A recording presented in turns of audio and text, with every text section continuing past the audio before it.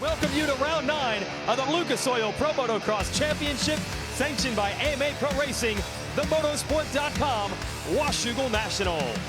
How Ferrandis got it done. The blue crew up front early in this one, battling for that Motorsport.com hole shot. Cooper is going to get it on the 32. There's Ferrandis right with him. Oldenburg, Masterpool, and Nichols. So there's the 32 of Cooper. Somehow Cianciarulo is about 5th going up the hill, was able to make some moves. And then two things happened at once. First, Ferrandis right here gets around Cooper for the lead. And then you see Cianciarulo right behind them. This is the very next section of the racetrack. Watch third place in green. Yeah, Cianciarulo, comes to the outside, cuts there, and then the front just tucks, doesn't get his leg out, puts his GoPro behind the GoPro banner. But that would open the door up for these guys. They would get really tight at the end there, but man, Ferrandis, what a ride for him. Did exactly what he needed to do.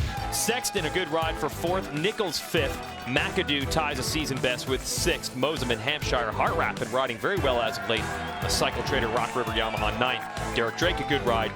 10th, Christian Craig. Just needed to get something going, and he does with 11th. And how about that? Watanabe, the rider out of Japan, a solid point-scoring run in 20th. And now that he mentioned it, we saw that it briefly caught it there, but a little race recap here. Savachi up front, round the outside goes Roxon to the lead. And Roxon started pulling away, not in a hurry because Savachi was riding very well at the beginning of the race, just inching away. Then Tomac, an incredible run. He gets around Muscan, he gets around Anderson. A mistake from Webb, although Tomac looked like he was in position to make the pass. Then he gets Savachi for the number 2 spot.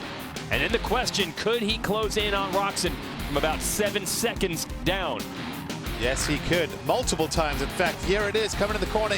He sees the opportunity. You can see right there, just catches that clutch lever. And that's what happens when you go in with such intensity in that corner. And then through the woods, he made the pass on his teammate earlier, almost a carbon copy. But this time, their lines come together. Roxon off the track. Yeah, you really rarely see that between these two contact, despite all the great battles they've had. So you have to figure that was incidental. It's not usually the way either of those riders ride. It was clean, clean hard racing. Webb somehow comes up with 3rd. Not even sure how that battle went with him and Anderson. Let's give you the Lucas Oil race recap. We'll show you real quick. Army of Yamahas up front again. Ferrandis able to quickly wrestle the lead away here at the top of Horsepower Hill from Colt Nichols. Moseman in 3rd, right of the hunt also. And you see Cianciarulo in green. He moves up to 3rd quickly and then makes a pass on Moseman. Yeah, it goes to the inside. Moseman left the door open. Cianciarulo took advantage, takes the line away. AC gets himself in the 2nd, and then these guys would go at it. Cianciarulo throwing everything.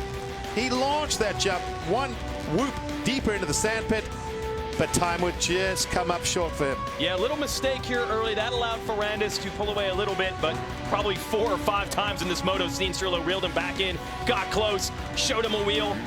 Ferrandis did an excellent job of changing lines, but never really making a mistake while doing it.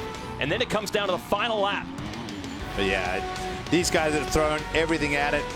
Ferrandis, I thought maybe made a little bobble there, but Cianciarulo did the same thing, coming out, different lines, but it works out the same. Ferrandis, 1-1, exactly what he needed. And nice to see respect from 2 superior riders. Yeah, they left it all out there and put on quite a show for these fans and really established themselves. It was a good run by Cooper. He'll be 3rd overall today and 4th in the moto, but we are starting to see a trend here of Ferrandis and Cianciarulo potentially making this a 1-2 show for the championship. And we'll show you that to you with the Lucas Oil race recap. Yeah, you won't see Tomac here because he was buried early on. His teammate Joey Savachi, the 17, had the lead. Muscan quickly wrestles it away from him and tries to set sail on the orange number 25. And a gaggle of riders behind him.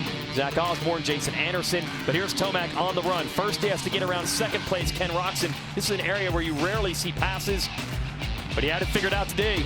Yeah, he made it work there. We hadn't seen that too much. And then now it goes to the outside and then puts the bike in the way. Marvin tried to close the door, hold that lead, unsuccessful.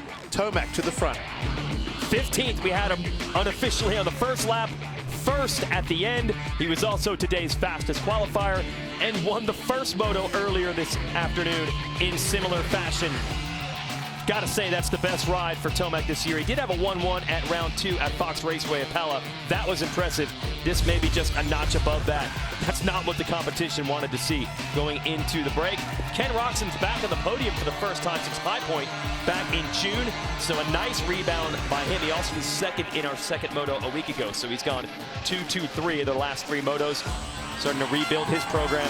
Muscan salvages third. Anderson, we are hearing, is going to take on a penalty, potentially. It's unofficial, but he did pass Savacci while off the racetrack, so we believe he might be penalized. So all these results see him at 5th overall are unofficial. Cooper Webb ends up 4th. We'll show you the Anderson move here. Now, it actually started with Savacci pushing him wide, and Anderson responded by trying to pass him anyway. Well, you can be the judge yourself right there. What do you see? The way I look at it is, yeah, I think Anderson was side by side, figured he would complete the pass back on the track, but it looks a little different, you know, from the officiating side. So we'll see what happens.